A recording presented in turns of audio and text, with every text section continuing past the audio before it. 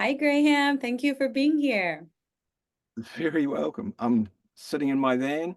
It's autumn in Golden Bay, New Zealand, which is the sort of alternative hub of New Zealand. Oh, wonderful, wonderful. Well, I'm so excited to have you on the show with us. I know everybody's going to love hearing about your story and all the cool things you're doing. So, would you mind sharing with us a little bit about yourself and what you've been doing all these years? Well, I'm almost 70 now, but back in the early 1980s, when the first information about Starseed came out, this is from a group from Venus, and already at that point I'd been having Kundalini experiences, doing Kundalini yoga, etc., and Mhm. focused on being able to learn how to astral travel, which I spent a number of months practicing that. I wasn't working at the time, so I was able to spend a lot of hours doing that. Eventually, I learned the basics of it and began to develop skills in that area. And then I began to, well, at the same time, I was also studying sacred geometry and astrology, astronomy, all the sort of the extended chakra system, how the 12th chakra, this has sort of been updated a little bit now, but back then it was the beginning of the extended chakra system. So I was aware that if I could enliven and awaken the 12th chakra, they called it then I would make a connection to the Galactic Centre. I had the maps, etc., the star maps. And I Mhm. spent a number of years, in fact, probably a couple of decades, really focused on specific days to make a connection in the sense of the cliched astral travel, like Superman flying through the air. That was at the beginning stages. It sort of felt like that. But in the end, I followed the famous Robert Monroe, who redefined astral travel, and he called it focus levels rather than astral traveling to different places. He was calling each dimension a focus level. So I sort of ditched the astral travel phraseology and began to use my intent and focus to different locations, understanding as well. And back in that era, there was a developing physics around two locations can interact in real time over any distance. And I was also aware that, we've got a 3D mainstream in the mid 80s was also the internet was getting underway. So instant communication was already happening in the 3D Mhm. matrix world. So I was certainly aware that those that were inhabiting and working from the Galactic Centre, the galactic representatives, I was certainly aware that their capabilities of real-time communication interaction was a possibility. So I understood that as it was happening. I kept a diary. I'll show you a little bit of that as we go, of my experiences and so on and so on. And that led to developing different research into sacred geometry and astrology and a few other things as well. Oh, wow. Music. Very cool. And, It was a yeah, fun time. awesome. And I know you were saying that your astrology is centered around the galactic sun. So you've been studying this, and then the work you do now is also centered around that type of astrology, right? Could you explain a little bit about that? Yes, also back in that era, in the realm of sacred geometry, there Mhm. was a specific group of geometries which were built around what they called the golden ratio, the phi ratio, they called it. The Greeks called that the divine proportion, the divine geometry. And nowadays, although it wasn't understood back then, or in the last 20 years, this has come out 25 years or so, is that the golden ratio geometries and mathematics and the golden ratio spiral, etc., is the template or the energy dynamic of superluminal, and therefore once you go past the superluminal and you keep getting more and more Mhm. fractal, then instantaneousness arrives. So I was using the golden ratio geometries Mhm. in the astrology charts. I ditched the old what they call the squares and the trines and so on, which regular astrology, the good and the bad, the polarity sort of dynamics there. And I Mhm. use this golden ratio geometry. And I was also then aware, and it came out later, that our DNA is based around the golden ratio geometries in its structure and in the way it works, etc., etc. So I used the template of our DNA onto the chart, and I was able to align that with the Galactic Centre. And then I was able to, first off, I used my own chart as a learning tool, my friends and so on. So I built up a resume, if you like, a number of examples, famous people, etc., etc., utilizing this link to the golden ratio, the geometry of the DNA. I called it Astrogenetics back in that era, and was able to show that many of the famous people that had major influences, impacts here on Earth, were aligned to and therefore representing the Galactic Centre, what they call the Galactic Administration, which governs the galaxy. Whereas when we think of the Sirians and the Aldebarans and the Pleiadians and Orions and etc., they are all just in one little sector, one little neighborhood of the Milky Way. So the Galactic Administration are broader, they're looking after the whole galaxy. So that developed into what is now would be called Starseed Astrology in a certain sense. Oh, wow, that's so cool. And I know when I got my chart, it was life-changing for me. So much good information that I've been unpacking for the last 3 years. So I'm excited for everybody to get their charts done with you.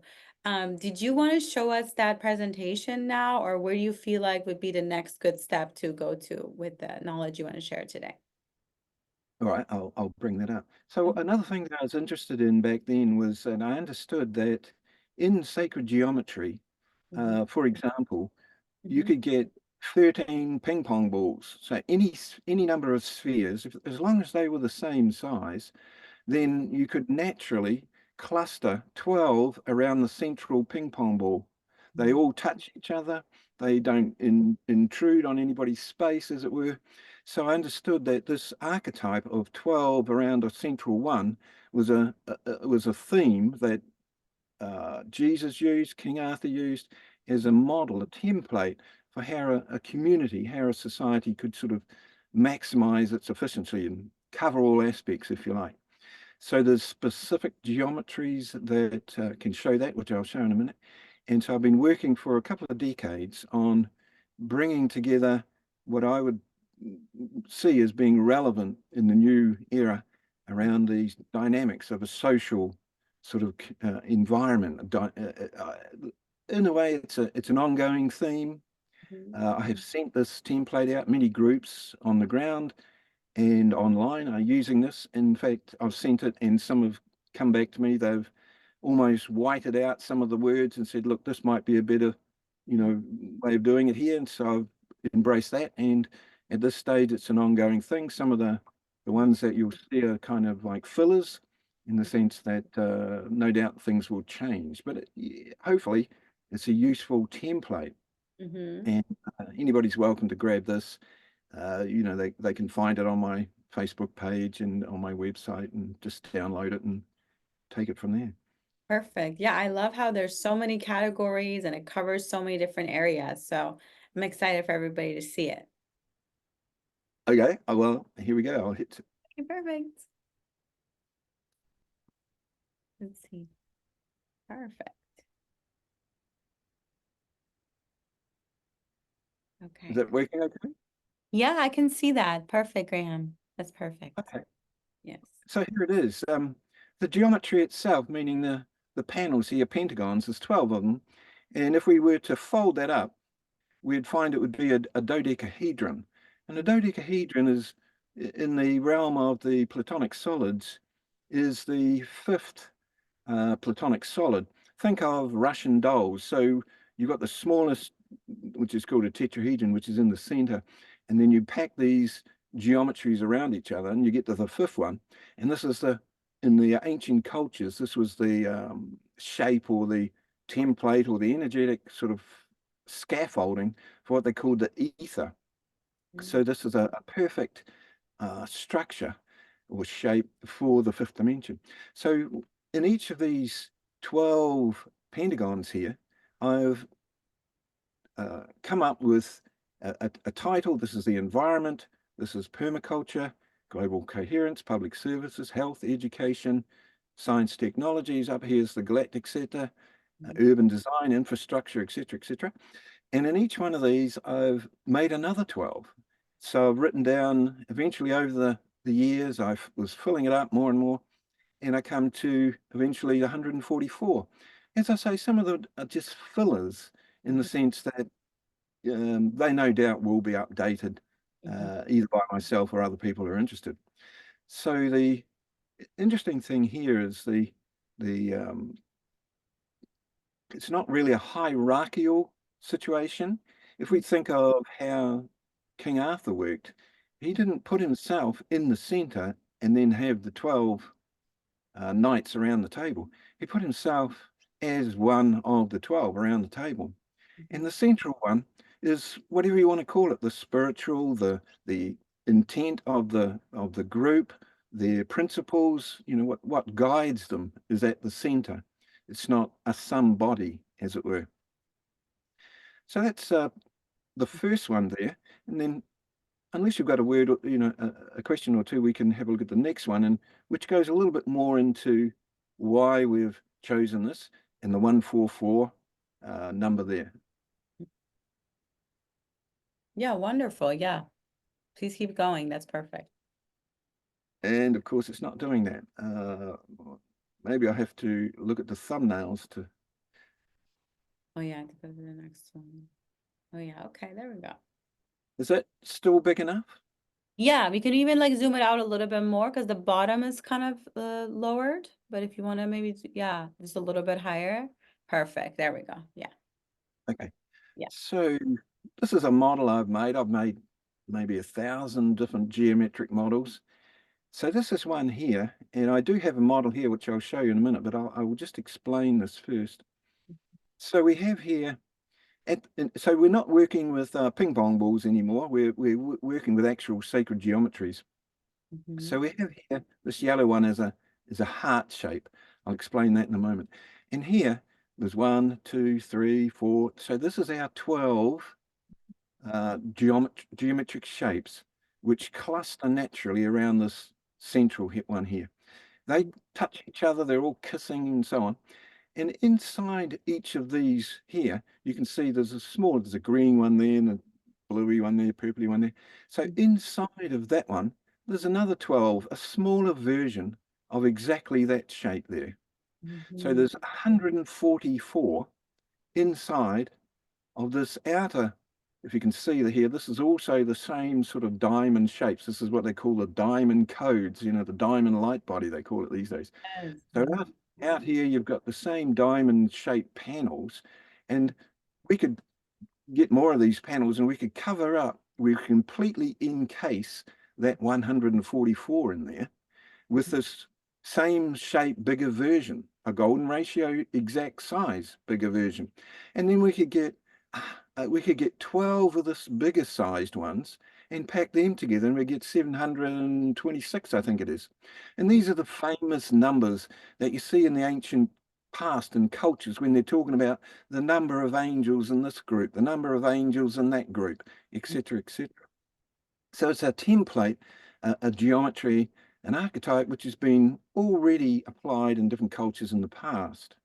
So that's that side. We've got a few more images to show around this, but over here, Yes. I've just Those called this numbers light. are very cool here on the left side.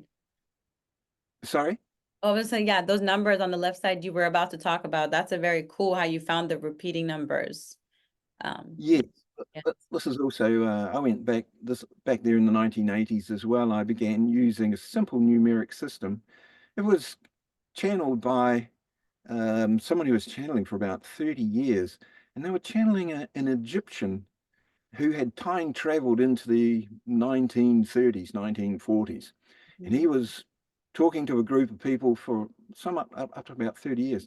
And one thing he was saying is that even though the English language gets a bad rap, you know, it gets a sort of a thumbs down, this person was saying that it had been guided by higher intelligences to be an encoded model or modality that where the English letters themselves, I'm not talking about capital letters, I'm talking about like the calligraphic, the curvy lower English letters, they themselves are based around the curves of the golden ratio spiral as that spiral's turning through a torus. Now that is a big statement, and I don't have that image here, but there are other people, as a person, Dan Winter, has shown that the curvy English letters are actually fragment snippets of the golden ratio spiral. So that means that because the golden ratio spiral is the template of fractality and the template of superluminal experience and so on, that the real-time connection from the galactic center to here on Earth, they can also make use of this encodement. So what I've done is the English alphabet, or the alphanumeric side of it, is A is 1.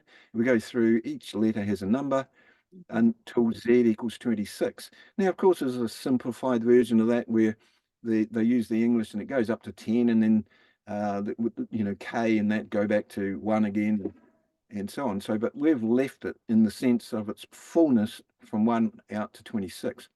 So then I was able to, during the decades, compile. Some of these come from my own experiences, call them out of body or focus level experiences connecting to the galactic center.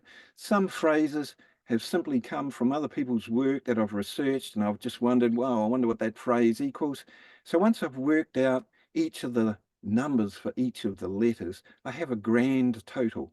So this whole list here of 20 odd phrases, they all equal the same number, 222. Over Wow, here, another. that's amazing that all of them add up to 222. Galactic community, all of that. Yeah, Very I'll read down the list. I'll read down the list because I had half of these back in the 1980s, some of the others a little bit later on. So I had overseen the galaxy, Galactic Administration, the Real Galactic Federation, the Galactic Community, but then I had group psychology, advanced civilizations at the coordination hub, meetings of parliament, 12 departments. Oh, repeated group psychology, the nuclear component, whole system design, integrated overview, avatar synthesis. So it's you can see how they can easily be cross-referenced, and they tell a story, more or less. The theosophist, this is Alice Bailey back in the 1930s, 1940s, she was born and she died exactly aligned up to the galactic center. So one of the things that she said was that there was an archetype arriving on the Earth called the avatar of synthesis. Not that it was a person or anything, but it was an archetype, it was a template, uh, a celestial, uh, I forget the word now, uh, uh, uh, like a that could be used. consciousness, like a consciousness. The avatar of synthesis, would it be like a consciousness on the planet? Yeah, that would integrate itself into this reality. So that was that side of it. And then another list here, well, these ones all equal 83. So many would say that we're moving into the age of Aquarius. So here we have Aquarian archetype, holistic view, new earth hologram, light-based society, future education, whole systems, linking that over here to whole system design, a model community, the prototype, the 12 rays, the central group, planning councils, agents of society, mature social body, new communities, non-nuclear family, angelically speaking. So we have a list here of other phrases which almost resonate with what's going on here on the planet as a duplicate of what is going on at the center of the galaxy. So Wow. that's, Wow. yes, That's amazing. So it's the center of the galaxy and then the Earth. So that's the two correspondence points right there. That's very interesting. Yeah, and so back there, this avatar synthesis, when I read that in the mid 80s, Yeah. I understood then, okay, well, I have to pay attention to what that might be, but I already had built some of these geometries, so it didn't take much to sort of put the two together. And then, of course, the new communities, etc. I've lived in an alternative community for the last 45 years. For the last 45 years, I've lived outside of the mainstream in an alternative community. Mhm. And for most of those years, I've lived in this in Golden Bay in New Zealand here. And recently, this is over the last decade or so, there's about 6,000 people here. And the voters, the voting population here in Golden Bay, 25% vote for the Green Party. So it's a very alternative kind of environment. And lots of people in the Bay, being here so long, I know a lot of these people. And we've talked about these things. I've done workshops throughout the decades Mhm. saying exactly what I'm saying here with the model, showing people how it works. And so many people are either consciously or sort of slightly subconsciously are working with some of these templates here already. Absolutely. So you are sort of living in a new Earth model community already. Like, It's exactly that. Just as a sort of a fun side note, when I got here, there's about 65 shops mhm, down the main street, and there was two or three of them which were alternative, an alternative cafe, an alternative craft shop, and an alternative movie theatre. All the other shops were run by mainstream people in the sense the community at large. mhm, And of course, there's the banks and so on. So nowadays, all but about four shops are run by alternative people. That's the bookshop, the bank, and the hardware store. So there's only a few shops now that remain in that sort of old framework. So in a few years to come, things will change even further here. It'll be right at the cutting edge, at least in New Zealand. Uh, all things new. absolutely. That's so helpful for like the whole Earth to learn from, you know? I know there's other communities all over the Earth too, but having that kind of harmonious design and is really important and the interconnectedness of the group, obviously. When people come here on holiday, they just don't want to leave. Oh, wow. The only downside here, for me anyway, personally, is that it's too cold in winter. Oh, So, so but like that's right okay. now for you guys, it's the winter because it's spring in California, or what is it right now for you all? Well, winter's kind of just arriving. Mhm. It's just getting cold. The first couple of frosts on the ground. Oh, okay. It soon gets a lot colder. July, August. Don't come in July and August unless you want to do the winter sports. Oh, okay, okay. Good to know. Good to know. But definitely very cool. Thank you for sharing that about the community. Yeah, it's an amazing community, amazing. Wonderful. But the next slide, uh, this one. Mm, So I'll just leave it there. So this one, again, goes back to um, last century, mid last century, and then late last century. Different groups and different channeling were talking about what they called some people called it the monad, some people called it the oversoul, some people might call it the higher self. So the teachings that were presented were that within one oversoul or one monad, there are 144 individual souls. And those souls were out experiencing in different star systems and so on. mhm, So the images that were presented, the drawings on a piece of paper of what that looked like was kind of like this. There was the monad there, it branched down, and there were 12 sort of soul groups in a sense, and each one of these soul groups had its 12 individual souls. So that's fine. That's 2D flat piece of paper. But in the realm of energetics, the actual realm of the oversoul, the realm of our light body, the diamond light body that we create as our compassion uh, develops and empathy and so on.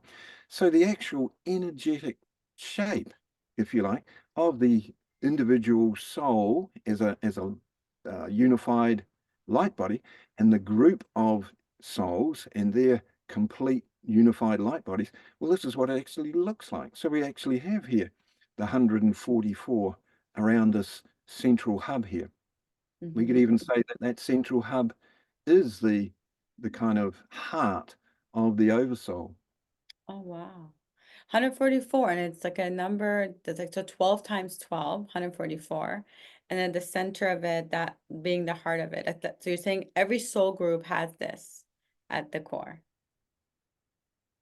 Not so much that every soul group has this, but the word itself, soul group, is a Mhm. word. I'm showing here what Mhm. that is, what it is before you get to the word. Oh. So Mm. when the think of it this way, Mhm. the just like blowing one of those little thing and all that break off, little particles fly out into the air. I forget what it is Yeah. called now.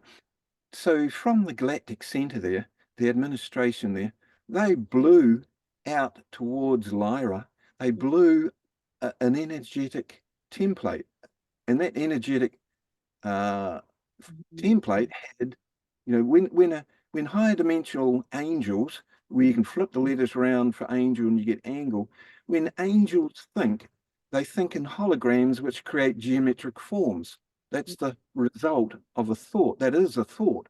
Mhm. So when the Galactic Administration projected their thought at a certain time in the long distant past Mhm. towards Lyra, that thought was then an oversoul, and that oversoul happened to have, because these geometries naturally form into these clusters of 144, that's what ended up in Lyra as almost a blank library. There was nothing there, no experience. So each of those souls, those 144 within X number of soul groups, because as I said before, once you've got 144, then you can encase that again with the same diamond shape there, a bigger version, and they cluster together. That's a 1726, and you can get 12 of them, and they cluster together. And when you go back into the old historic spiritual documents, that's Mhm. exactly the number of angels in some of the angel groups, the seraphim and so on and so on. So they're talking about themselves as an angelic group who have completed in some way, or for at least some of these groups, each soul has completed its journey. They've gone through whatever you want to call the 7 dimensions or the 15 dimensions, etc. They've gone through that as an individual soul. They are therefore they are then their completed light body, their shape becomes this shape, and they combine with the other souls in their soul group who have also completed their experience. That becomes a finished soul group, whereas at the beginning, projected into Lyra from the Galactic Center, it was a blank. There was nothing there, no experience.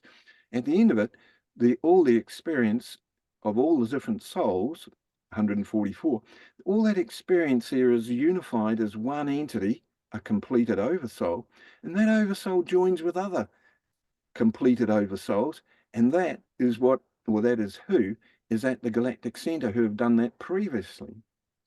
Oh, wow. That's so cool. So souls that have reached that level of consciousness, they're now there's souls at the center of the galactic sun.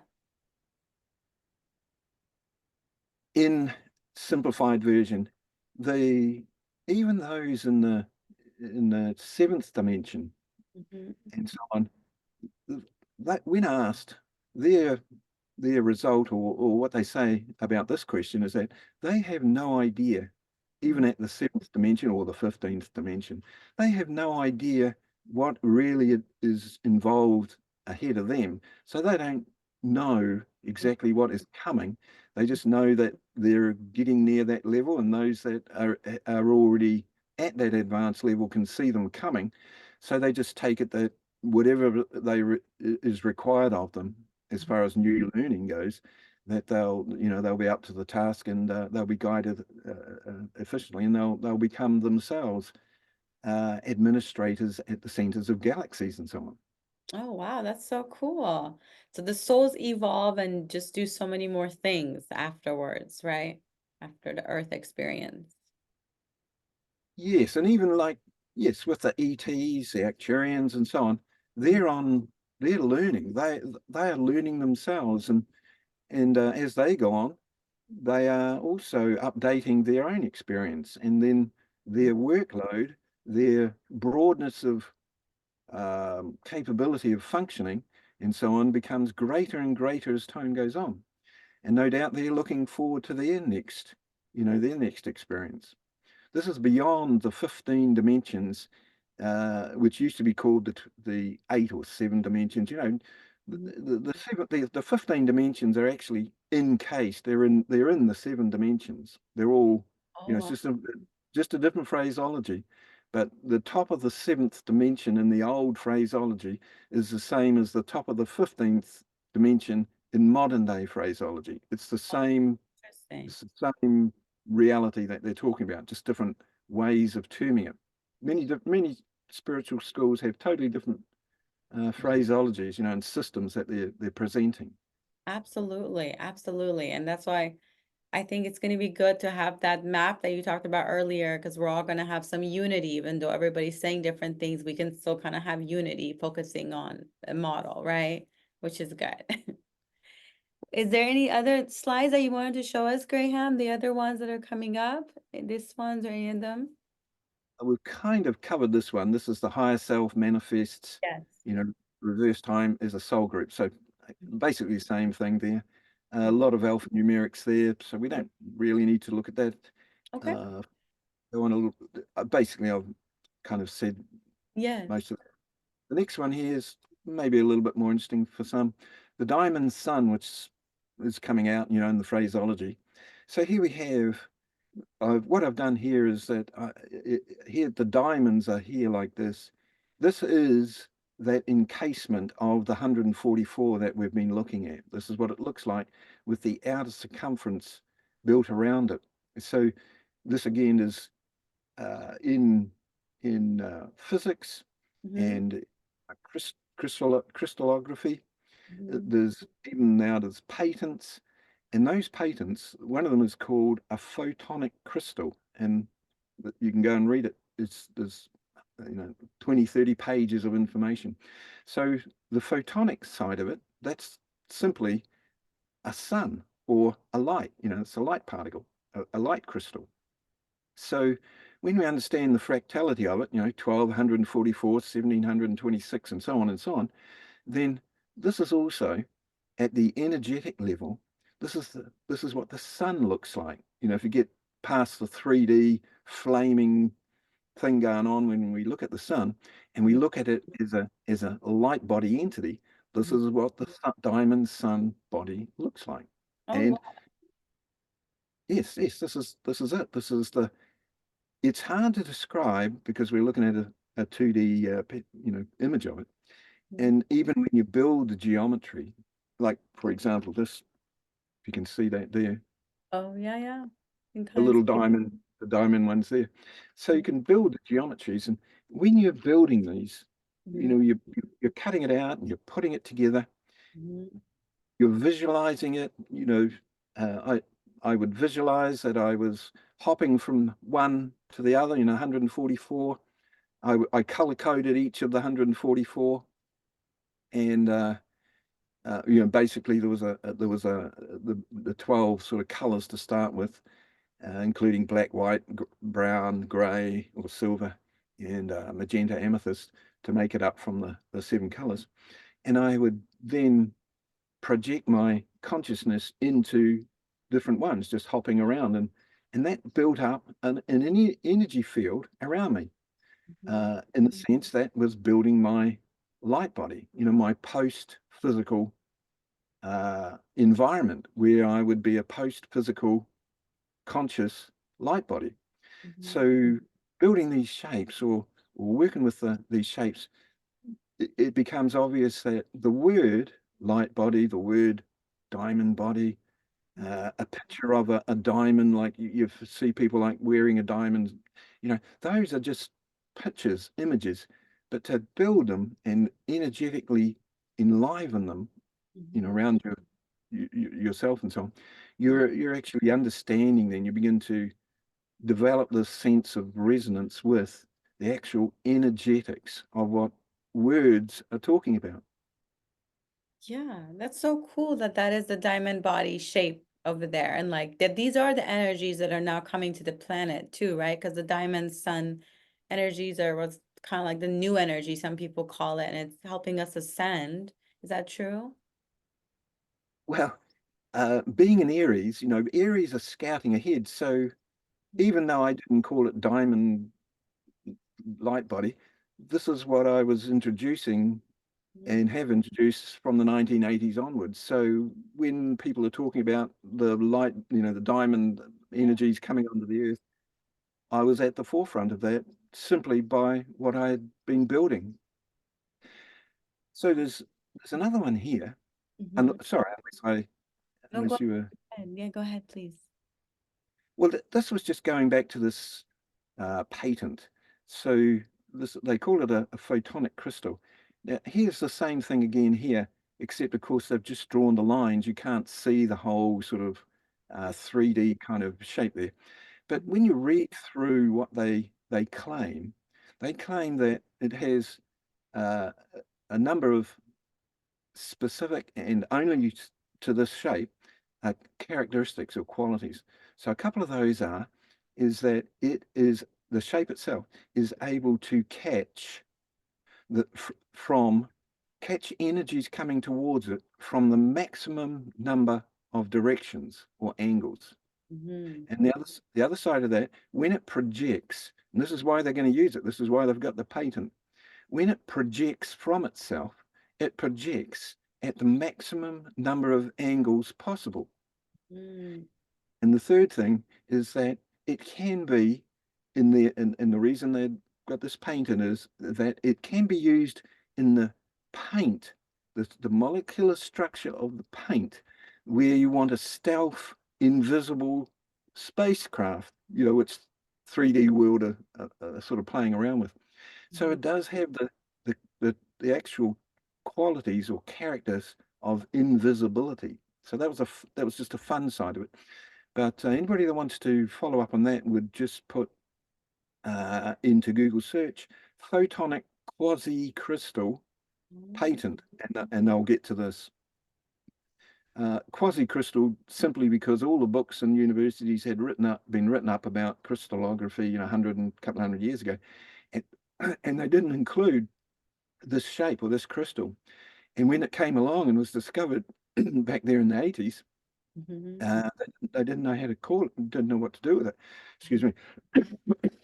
So they called it a quasi-crystal, which is a really bad word because, as we know, this is even a more prime crystal than all the other ones in the crystallographic books.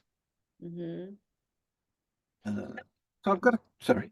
So you said it's like an invisibility, and is it because like the way the shapes are, it somehow moves through time differently, kind of, or how is it that it creates the invisibility, would you say? Okay, so a little bit of a story. So a better word than light body at the initial phases, a better word of a light body is a torus shape, like a donut. So many people have seen images online and so on about a person standing there, and there's a big donut torus shape centered at their heart around them. They used to call it that. That was your light body, your etheric body, different terms from the past. So that shape, nowadays they would call that dark plasma or magma, different names again.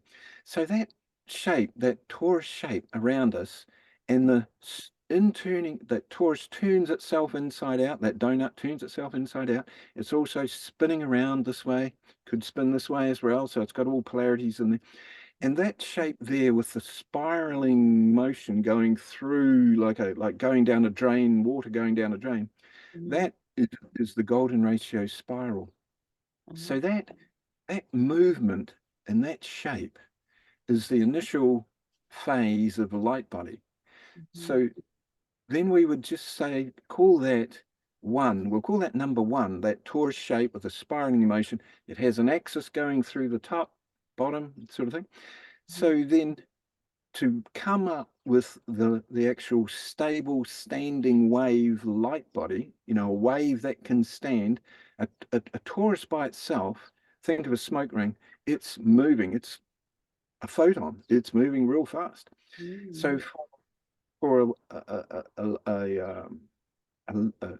the initial shape here, this torus shape and so on, to make it stand as an energetic wave, standing wave, they call it, then instead of just one axis going through top bottom, what happens is it starts to gyroscope, and it naturally gyroscopes and ends up having 6 axes. There's 6 of them. You could snapshot it 6 times, and it would then have 6 axes at different angles, and that itself is the 6 points that we can go to on the structure, the 6 axes which create the structure. And that therefore is a standing light body, a standing wave light body, energetic. Wow, very cool. Very cool. I've got a couple more images here for that. Here's, oh, I've got a bit of, is that okay? There's a bit of sun Yeah, coming in there. that one's All right. good. Yeah, we can see you good. We can Okay. yes. This one, again, we've got the same 12 diamond shaped structures here, one there, around that central hub we were talking about. There's just some sort of added bits that sort of naturally fit in here. And then this down the bottom, the brown part, goes back to the dodecahedron again that we were talking about earlier, the template right at the beginning with the social structure to it there. So all this can be included inside a dodecahedron. So that's just that there. Keep that in mind. And then we go to the next one here. And this is the same thing again here, although it's a bit smaller down here. So down here is that very same image, and there's 1244 in here. So this is the actual energetic structure, a standing wave of an invisible plasma. And then over here, this comes from one of the channels for the Andromedians, and they are saying that they have what they call their sphere, the Andromedan sphere, somewhere parked out out here off the planet. And this person, not knowing geometry, so I'm not saying it here, he just doesn't know geometry. So he's tried to draw up their spaceship, and he draws it like a multi-storied building, but that has no reality in physics, in energetics. So the Andromedan spheres, the actual shape of them is the very shapes that we're talking and we're modeling here. Finally, here we've got one more here. This is one I built. So the same thing, but it's made out of this sort of clear bits of plastic. So I cut them all up into diamonds and glued them all together. So the So starship look more like that than like what people usually assume it would look like. absolutely, Yeah. not the saucer shaped, Mm-hmm. things skitting out there in the atmosphere, but the actual where those saucer shaped ships, they can dock onto this shape here. They can dock onto the outer surface. The geometry is perfect. Geometrically, it works perfectly. Oh, very cool. When I just a bit of a side note, when I was this was 20 years ago. I was at I've been involved in music and the creation of music and all the festivals and so on for a long time. And when I was at one of these festivals, this guy came up, and we were sitting there, and he came up and he said, have a smoke, have a toke on this. And I didn't even know what it was at the moment, but I had a toke on it, and everything in the environment immediately disappeared. No one was there anymore. But what I was doing is that I was coming up and I was docking onto that heart-shaped structure, that we were looking at there, the one at the center one around the 12. And I was just kind of cruising in and docked into it. Later on, after that experience, it only lasted a quarter of an hour or something. That was DMT that I'd smoked. So without knowing what it was and without having any expectations, I just happened to be docking into like a starship would when it docks into the mothership kind of thing. Wow, that's so cool. And I've never heard anybody tell me that they had an experience like that on DMT. So that's beautiful. Like you saw the 12 with the 1. It's amazing. It seemed like I was one of the 12, if you know what I mean. Mm-hmm. I, Like you I felt was yourself dark. becoming one with it, kind of. Yeah, I felt like Yeah. my individual light body was docking into the hub of the oversoul. Wow, it's amazing. It's amazing. Uh, just just another sort of version of that here. So Oh, again, because it's all in blue, it's a little hard to see, but yeah. here's the big heart here, and here's one of the 12. We could have, of course, have 12 around here. Mm-hmm. And so here's a 12, and then inside we've got another one here with all the smaller ones in it, and so on and so on. I've made a number of models like this, and I've got lots of GIFs on, is it Gifify, Mm-hmm. uh, that, that goes through all this, and you've got little moving GIFs that turn this around, and you can see them from They're different so angles. cool. So they could even be art pieces on a wall, I feel, because the geometric and the energy, they give off like an energy as well, like a vibration, each of them. So they're very cool. I used to take these to the festival, and built them, made them colors that suited under black light, and Yeah, do things like that. yeah, yeah, for sure, for sure. I love them. This, there's just one more glyph, which is on a totally different topic. Perfect. It's- This one. oh, wow, what's that? So hopefully you can see that. I'll see if I can make it a bit bigger. Yeah, yeah, wow. So this is a French guy. This is a model Mhm. by a French guy. He's passed on now. He lived to about 101, and he spent most of his adult life trying to come up with and using all the modern technology, but all the sort of alternative viewpoints and so on, come up with the structures for an urban environment. Mhm. And this is, I forget his name, or I can't say it properly, Jacques something, but it's called the Venus Project. That's what it's been called for decades.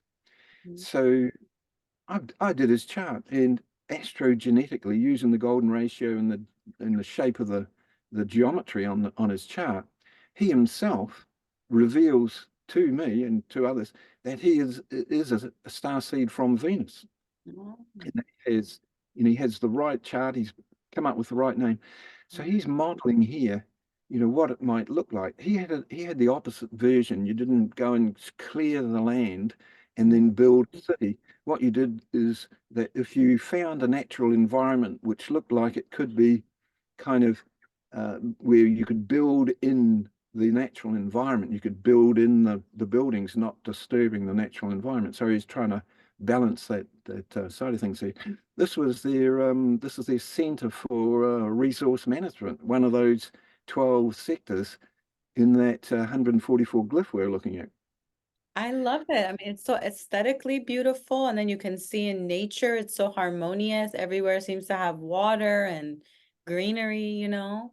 So if it was like a little village that looked like this, that would even be cool. And then the center could be like the hub or something. I love that design. That was his plan. He's got lots and lots of models. He spent decades and decades building little model homes, and they're just so beautiful. And using all the modern day technology. Although he also made it clear that what he was saying would be built upon by others as time went on. He didn't see it as a finished, and that he had all the answers or anything like that. It was something that would be built on, as time went on. The Yeah, only change, important only part. change I would, the only change I would make to this Mhm. is that and he wouldn't have known this, is now that when you can buy a little app, you can put it on your heart or connect it to your brainwaves as well. So this app in real time, you can watch a screen, watch a graph, an amplitude graph, which goes like this. So when we're meditating, when our heart slows down and when our breathing slows down, we get to that point where we're not thinking, we're in tune, we're part of the source, all those words. When we're looking at the graph in real time of what our heart and brainwaves are doing, things change over time. And when our heart slows, our breathing slows, that movement, the graph, which is going like this, the graph of each heartbeat, the peak of it, and the breathing cycle, each of those slow down in Mhm. golden ratios. The app proves it to anyone that does that. Yeah, So so cool. it is. This is Dan Winter. Dan The app is Winter, okay, so just would people want to learn more about it, they would Google Dan Winter images of cities or something like that, right? no, he built the app for your heart. Oh, the So app you would on the heart. Okay, okay. you'd put Dan Winter I Thrive or Dan Winter Heart app. Oh, okay, okay. Dan Winter's on the cutting edge of physics. He's a I would call him a six-dimensional physicist. Very cool. Very cool. We've been friends for a couple of decades. That's Um, so lost track now. Oh, so sorry. So the amplitude here of this waveforms from our heart when we're feeling empathy and compassion. If we were to take those links off, they're golden ratio links, so we could take those bits off, and they're little sticks now, golden ratios. Well, when we have those little sticks and we want to build flat surface geometry, the first and most natural geometry you can build out of those sticks is a decagon.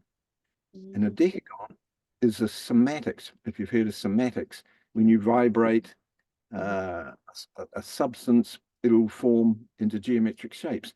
So our heart, when we feel compassion and empathy, the geometric shape that it forms is a decagon. So I would build. He's got this as an eight-sided figure. So and I see the cutting edge collective as time goes on.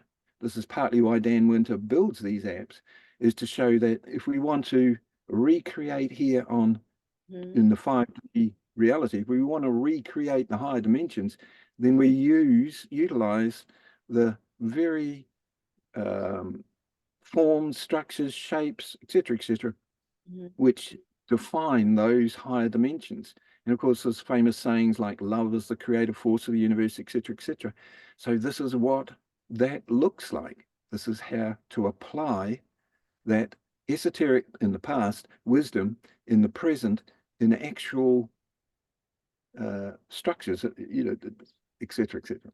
Yeah, it's like mixing ancient wisdom with the modern science and then building these environments. Beautiful. Exactly. Mm-hmm. Uh, and just to finish that, just to make that more clear, back in the past era, think of Greece and in Chinese culture, they were talking about the different elements and so on, and they had different geometric shapes. They had the platonic solids for the elements. So there was 5 platonic solids. There were kind of abbreviations of those. They cut off the corners and they called them the Archimedeans. So there was 20 or so of those.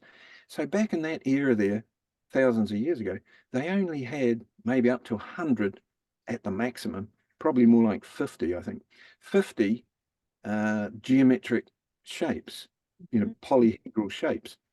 Whereas during the last 130, 140 years, now there's thousands of these different geometric shapes. That shows the expansion of consciousness in the last 120 or 30 years. In the same way of the colors, think of the colors before modern technology and so on. The colors available now is exponentially greater than the colors that were available to the artists 120 odd years ago. So these are all indications of the expansion of consciousness, how fast it's growing, etc., etc. Yeah, so many new shapes and then so many new colors as we're ascending and we're evolving. Yes. Another way I'd say that would be our clairvoyance has developed to a greater degree. It has This, developed more, you're saying, the this clairvoyance. is, Mm-hmm. yes, yes. Most artists are either consciously or subconsciously clairvoyant. Same with most good musicians. They're naturally clairaudient. They might not even call it that. They might not understand that. Anyone that's worn headphones, like a producer of music and so on, they know what I'm talking about. They know a good quality pair of headphones. You're in an incredibly expanded world in that realm there. Absolutely. So would you say that musicians are like hearing these sounds, like they're channeling them, or do you feel like their brain is connecting to their higher self? Or Since you said you've been involved with music, I'm curious just how you think clairvoyance, clairaudience, and musicians are connected. I think it can happen in numerous ways, different ways for different people. Mhm, Back in that era in the 1980s, I was also playing keyboards and pianos and things. I had a whole bank of keyboards. So mhm, when I was playing, I was also aware of music structure, mhm, Pythagorean music theory. And I was aware that the normal scales and the normal chords weren't creating golden ratio sound combinations. So mhm, I understood the how to create the scales with the fractions and so on, where you'd put the frets on a guitar and so on. I understood how that all worked. So I mhm. was able to understand and then create different scales and different tone combinations, different chords based on the golden ratio knowledge. And as I was playing, this is at night, Mhm. I'd be looking at my hands my hands and up my arms and everything, they'd be all shimmering amethyst and colors like that. I was Wow. bringing the sounds that I was playing was bringing the ether into more visibility. And it's lots of clairaudient experiences. That's Um, cool to like channel this colors through the guitar and bring it into the environment. That's well, awesome. in this sense, the colors were a result of the audio sounds and Mhm, my vision, my third eye kind of looking through my two eyes at my hands could see the particles, if you like, the etheric or the plasma, that normally invisible plasma was slightly visible. Many people doing this. This is not an uncommon thing. Yeah, very cool. I love that. I love that. I'm sure any musicians listening to this will like that. They'll relate to it. Anything Yeah, else you feel like it's important for us to know about this chart or anything else, Graham? just going back to this one. Oh, we're too big. Yes. Hmm.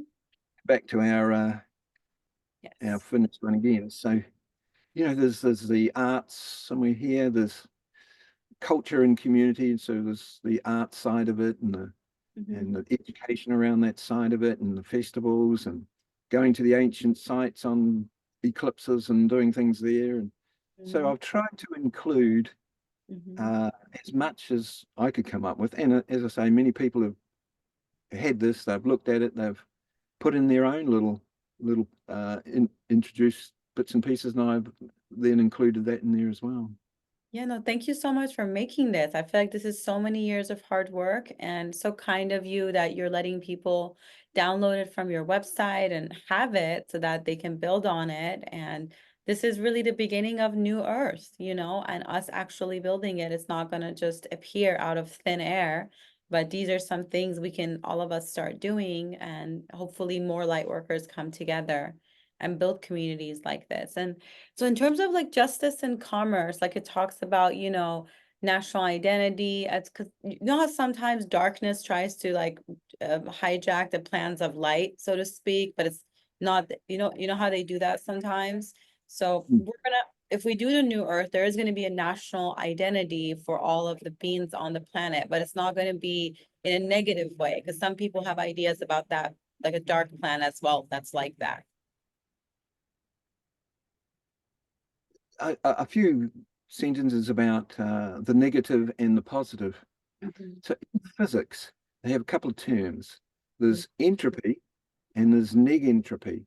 Entropy means eventually things are going to self-destruct. Things are going to heat up. They're going to end up falling apart or destroying themselves in one way. The 3D astronomers look out at the universe and the physicists look down at the smallest particles, CERN and all this kind of thing. And those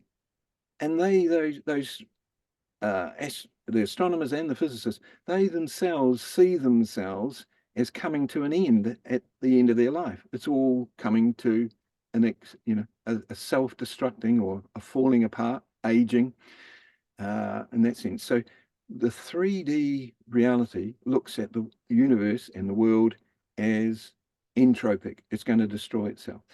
Those that have negative intent and negative thoughts and negative actions, we see it everywhere these days, is that all it does is it increases their own entropy. So those that are negative actors and planners and thinkers, all they are doing is creating their own eventual self-destruction. It can't go any other way. Now, of course, the timing of that is a different story. So it's been going on in the past for thousands of years. All the calendars, the Mayan calendar, the Egyptian calendar, the age of Aquarius, all this kind of thing, they're all saying that that era has come to an end. The other side of it is what they call neg entropy, just means negative entropy. It's things are not going to self-destruct. Things are not going to overheat and then flame into destruction. So neg entropy is in the realm of emotions and actions and so on, is what is heart, empathy, it's sharing, it's openness, etc., etc. So the 5D reality, looking out into the astro world, looking down into the micro world, the 5D view of reality is that if we are positive actors, positive thinkers, and so on, then we are creating an environment which is forever cohering, joining together, more sharing, more openness, and so on and so on. So we either choose to think and act in either one of those two ways. So there's going to be sort of a separation, you're saying. There's going to be the 5D and the 3D worlds. All I can say at this stage is from viewing the world as it is at the moment. We have X number of negative actors, conscious negative actors. And those negative actors are playing out their role. They're going to head towards more and more negativity. Eventually, there's going to be a self-destruction of that negativity for them. Of course, when they reincarnate, they'll incarnate into a negative environment where more advanced negative actors will use them as basically their workforce, their slave labor almost. So also on the planet, we have people like ourselves who are joining forces with others based on honor and integrity and sharing and goodwill and so on. So we are creating our 5D Earth, and that is cohering as well at this point on the planet. So we've got both things going on at the in real time. One has no option to self-destruct itself. And of course, it's creating havoc around the planet. The 5D ourselves, we're creating what we're creating. The only difference is they are grinding to a halt, whereas we are flowering in exponential expansion and growth. So as one is grinding to its eventual self-destruction, the other one is expanding exponentially and flowering into this new reality. I love that. Yes, definitely like a hopeful future I see for all of us. I agree with you that we are like expanding and a lot of good people coming together and sharing good information so that all of the light workers have everything they need, to go into the new earth. So is this part of the presentation, Graham, closed? So we can I just wanted to ask you to share a little bit about like your work and stuff, like your charts that you do for people too. So that perfect. Yeah, thank you so much. It's always so helpful. And thank you so much. So when you did my chart, like I always say, it was life-changing for me. You told me about, past life gifts I was bringing in, different planetary systems I was connected to. So could you share a little bit for people that don't know how a chart would be helpful for them for their purpose right now and the new earth and stuff like that? Sure. So again, going back into the 1980s there, what happened was that computer technology got good enough to be able to draw up a map of where all the planets are around our sun, where they all are from the sun's point of view. Up until that time, you could only draw up an astrology chart, whether that's Vedic astrology, sidereal astrology, normal geoastrology. You could only draw up a chart from the Earth's point of view, like looking out through a telescope on a day a person's born, and you draw up where the planets are, etc., etc. But that's different from the sun's point of view. When you look out at the planets on any given day, the planets are in their true positions. For the first time in astrology, they're in their true positions. So you have star seed, you have sun-centered helio star astrology.